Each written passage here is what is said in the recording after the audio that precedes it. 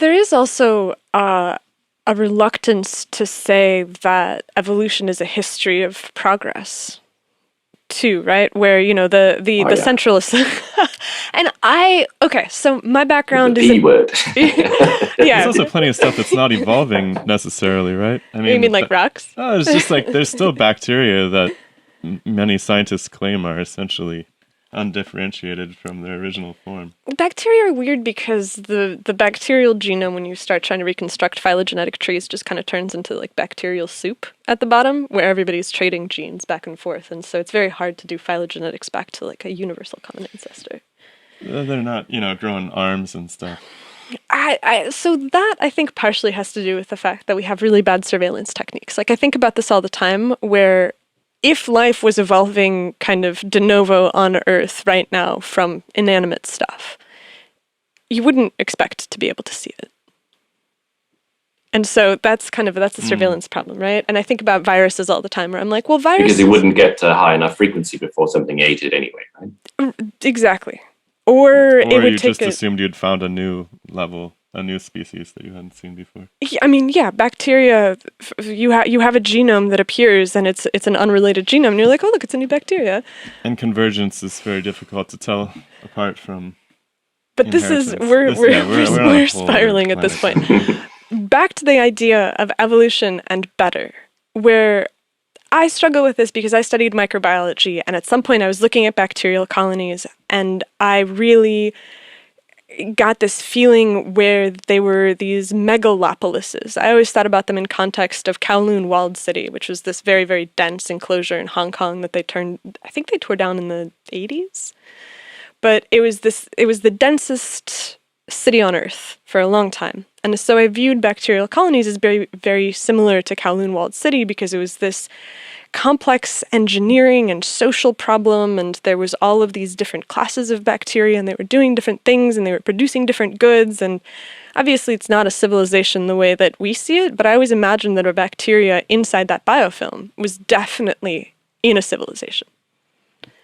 And so it's hard for me to be like, well, human civilization is better than bacterial civilization, because, I mean, obviously I prefer our civilization to biofilms, but is it really better? Only because you're not a bacterium. You'd love it if you were a bacterium. Right, exactly. Yeah, so the possibility that there's some system level organization going on in complex systems like that above the level of the individual is one of the, it's an idea which draws many, and it's an idea which is ruled out by the assumption that natural selection is the only process that can produce adaptive change. Right? So it could be the case. So many people have likened bacterial biofilms. You look at the different complexities and the diversification of roles and the different multiple species interacting with one another, and the progressive stages in which they build biofilms, which are sort of predictable, and the structures which are specialized in some sense to producing propagules which break off and start other biofilms somewhere else, and there are others which are just sort of soma, as it were. They're non-reproductive, or they don't make it in the long term. And the biofilm begins to look more like a functional unit at a higher level of organization over and above the level of the individual bacterium, right? And, likewise, people make analogies with humans in cities, and they also make analogies with all the living things on the planet. Maybe that's like an organism too. Maybe that has functional organization that's greater than the sum of the parts, right? That there are the biodegraders and the other organisms which are in the trophic levels, which are creating nutrient recycling processes, which are regulating this and regulating that, and creating refugia that enables parts of the ecosystem to survive through forest fires. Whatever story you want to make about sort of functional organization, the Wood Wide Web, functional organization happening at a level above the level of the individual, right?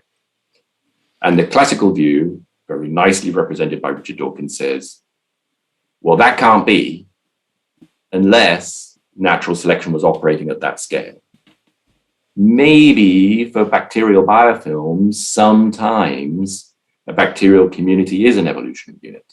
you have a population of biofilms, and some biofilms are better at surviving than others, and they're better, and whatever it was that made them different is transferred to offspring biofilms in the next generation of biofilms.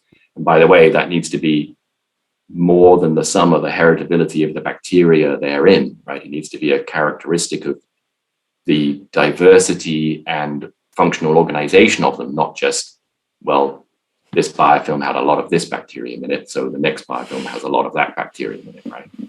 So maybe at that sort of scale, there could be sometimes, and maybe at larger ecological processes, when you think about rafts in the ocean that have a whole sort of system of biota around them, maybe there's some sort of community property that makes one raft of biomaterial more successful at surviving than another, and maybe that could inoculate another raft with the right kind of species combination, and that would provide a sort of group level selection.